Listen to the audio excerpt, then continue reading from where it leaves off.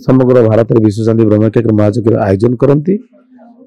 गोटे शुद्ध पवित्र मनुष्य गठन करने गुरुकुल आश्रम गठन कर गुरुकुल आश्रम शिक्षा प्रदान करती।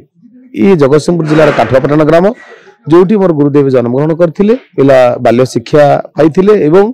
यही माटी बढ़ी ये तपस्या करी माँ खंडुआली पाखे तपसिद्ध होते मानसिक इच्छा थिला जे मो जन्मस्थान जगतसिंहपुर जिले में गोटे धर्मग्रंथ पाठागार करवा जो प्रत्येक प्रकार धर्मग्रंथ रहिबो समस्त धर्मग्रंथ पाठ कर सुजोग पाइबे तेणु से धर्मग्रंथ पाठागार निर्माण होती उदास आश्रम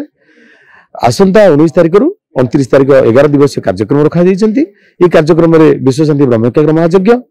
धर्मग्रंथ पाठागार उद्घाटन सहित स्कूल पिला प्रतियोगिता कर मानपत्र प्रदान साहित्य आसर विभिन्न सांस्कृतिक कार्यक्रम में प्रवचन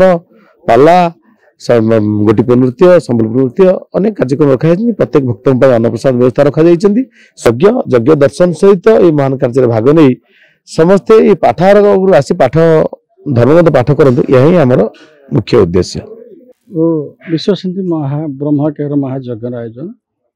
विश्व बर्तमान संधि समय ध्वंसाभिमुखी यही घड़ी मुहूर्त केवल यज्ञ एकांत आवश्यकता कारण यज्ञ द्वारा आम शुद्ध अम्लजान पाइबा एवं विश्वर दुख दूर हम सुवृष्टि हम सुशस्य हम शस्य को उत्पन्न करी आम शस्य भक्षण करवा शुक्र संचार हम शुक्र द्वारा सुसंतान जन्म ने तार मूल मंत्र आदिम काल सृष्टि आरंभ यज्ञ द्वारा ही होता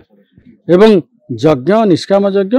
विश्व सुरक्षा विश्व शांतिर प्रतिष्ठा पर महायज्ञ आयोजन करा सहित आमर एठी यज्ञ मूल लक्ष्य तो विश्व कल्याण तथा एथरिक यज्ञ धर्म पुस्तक पाठागार उन्मोचन उदास धर्म पुस्तक पाठागार थिला केवल महाशून्य रे नित्य गोलक सेठी पाठ पढ़ुले कि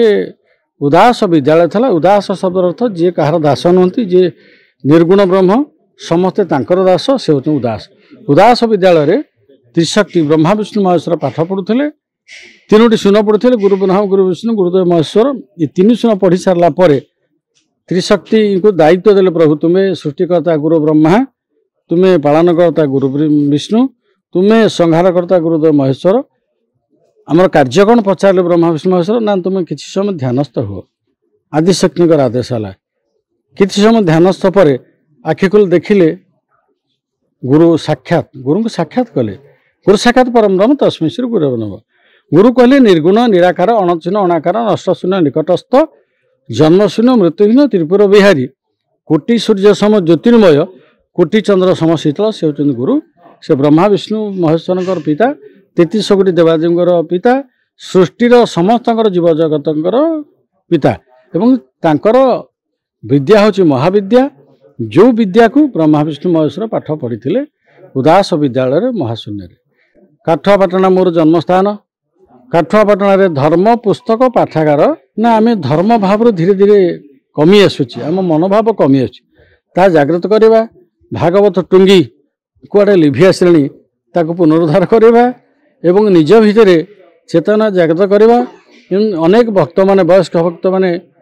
आसी विद्या माने धर्म पुस्तक पाठागार रही धर्म पुस्तक अध्ययन करेंगे एवं किसी समय आम आलोचना करवा सत्संग द्वारा मन धौत हम मन शांति मिल एवं दिव्य आनंद मिल ता सहित धर्म पुस्तक पाठ कले अंतर ज्ञान आहरण करवा ये हूँ उदास आश्रम मूल लक्ष्य। ये 11 दिवसीय महान कार्य हे 19 10 नंबर ठाकुर शोभायात्रा आसवे एवं शोभायात्रा पहुँचला एठी सत्संग सभा रही साधु सम्मिलन रही सनातन धर्म सभा रही एवं धार्मिक साहित्य आसर पिला शिशु मेला हम पिला प्रतियोगिता हम दिन यज्ञ चलो दिन सब कार्यक्रम राति मंच कार्यक्रम भारत लीला पाला दासकाठिया धोड़की नाच एवं प्रवचन ये सब कार्यक्रम 11 दिवस धरी चलो ये केमती भलरे हम एठू सारा ओडिशा बाहर के वार्ता जीव आपण मैंने देखिए एवं आम समस्त सामिल करवा कौन विश्व कल्याण चिंता करी यज्ञ भाग नवा धर्म पुस्तक अध्ययन करवा शांति पाइबा आनंद कबार हरि।